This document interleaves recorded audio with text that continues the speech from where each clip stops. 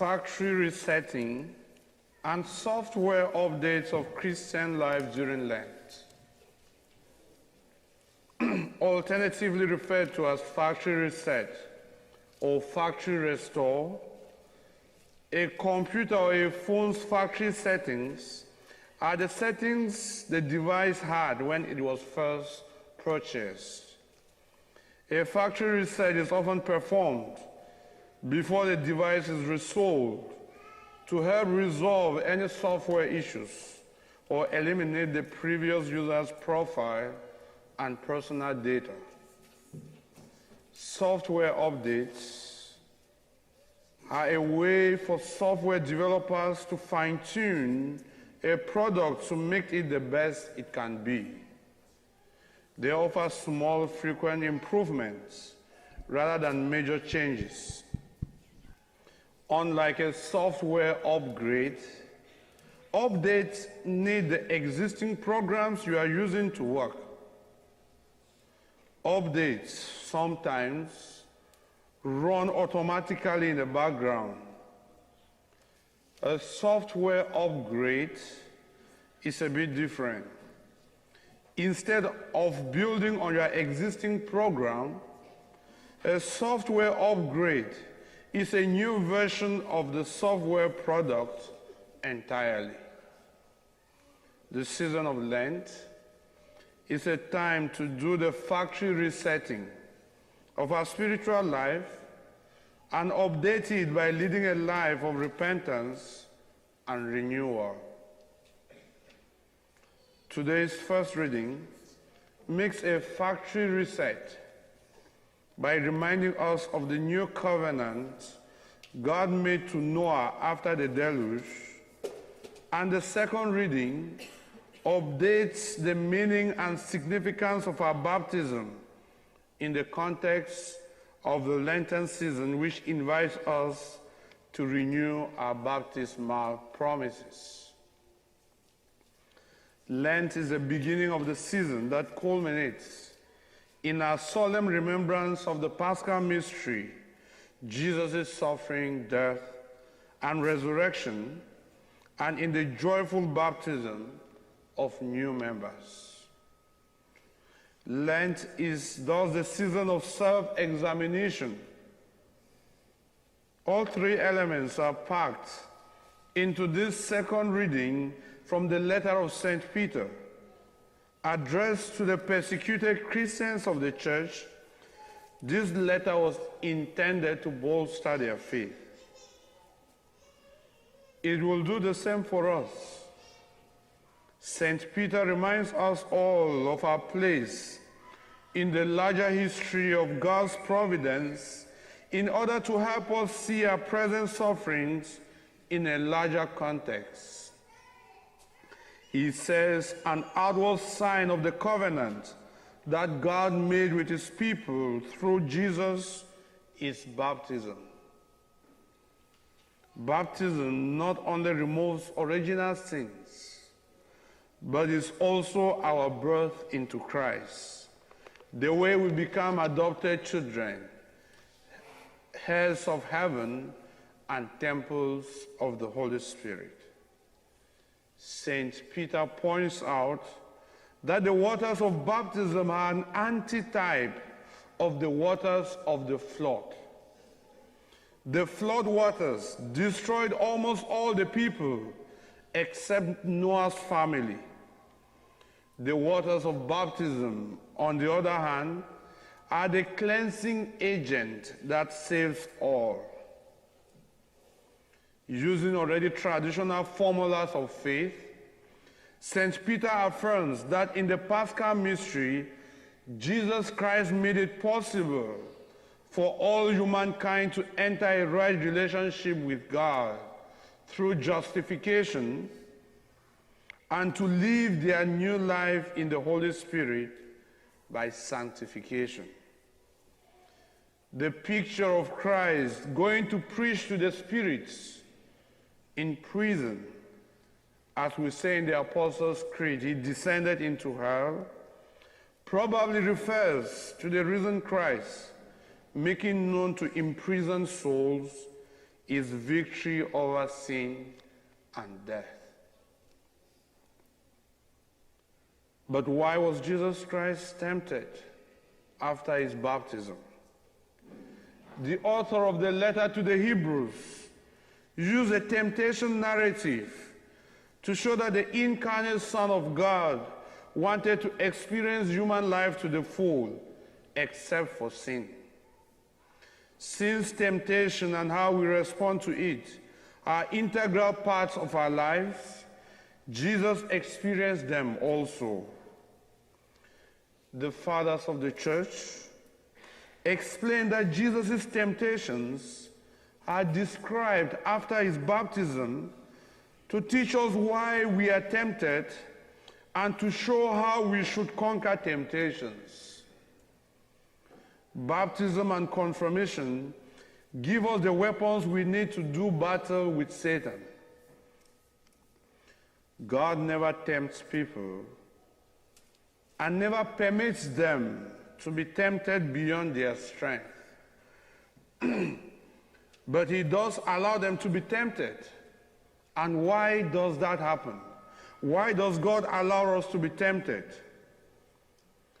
Here are 5 reasons given to us by the fathers of the church. 1, God allows us to be tempted so that we can learn by experience that with God we are indeed stronger than the tempter.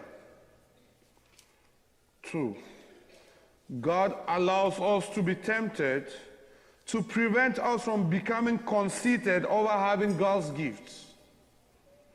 3, God allows us to be tempted that the devil may receive proof that we have completely renounced him.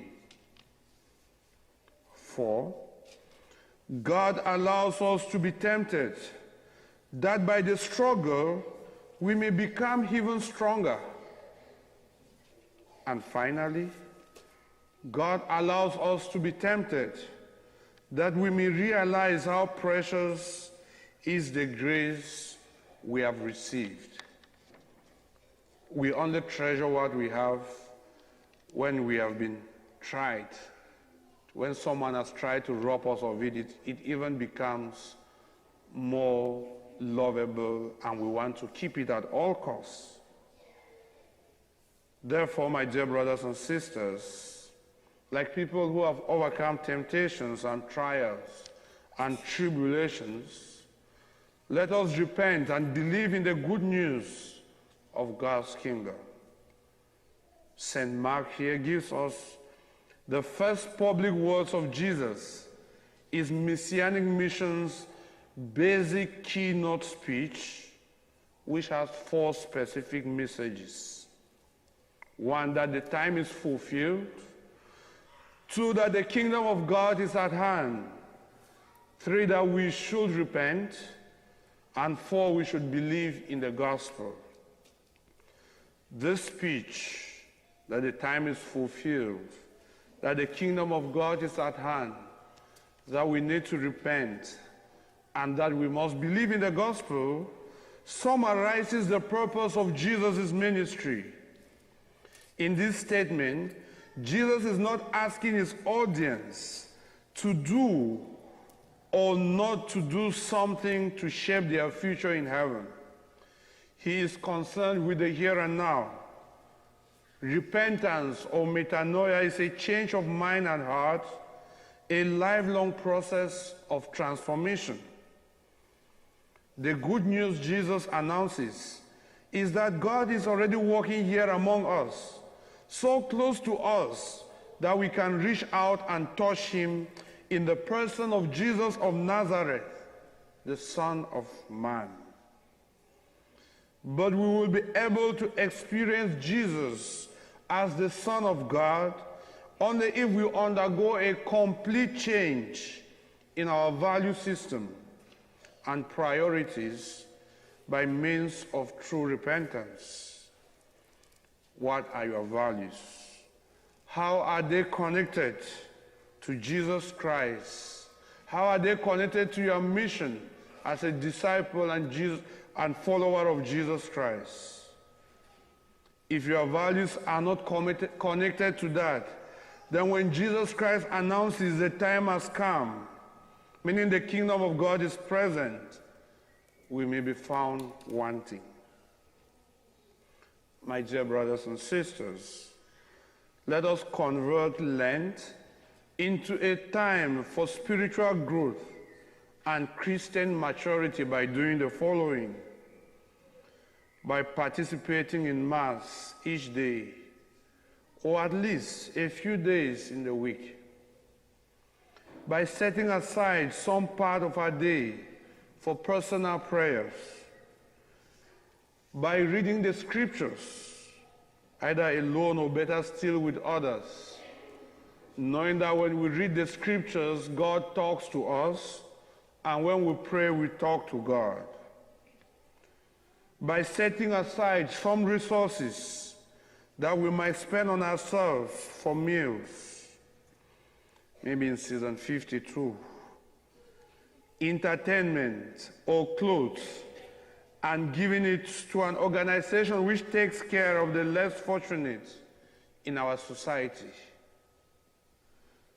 By abstaining from smoking or alcohol, by receiving the sacrament of reconciliation in Lent, and participating in the Stations of the Cross on Fridays, by visiting the sick and those in nursing homes,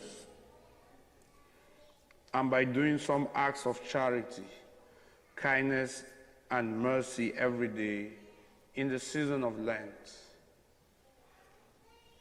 When we make our faith shine out, we are resetting our own softwares and upgrading them to the standards of a true Christian.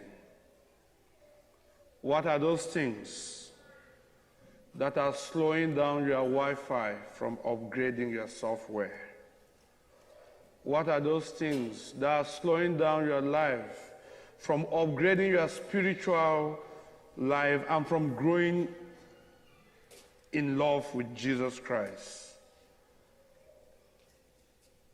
What are those acts?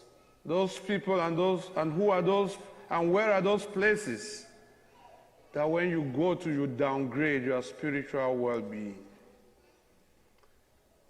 Let us pray that as people who want to become better every day, who want to live out the baptismal promises, who want to show the devil that even though we are tempted, we are not going to fall into sin, let us use this Lenten season to update, to upgrade, and to reset our factory settings. Amen.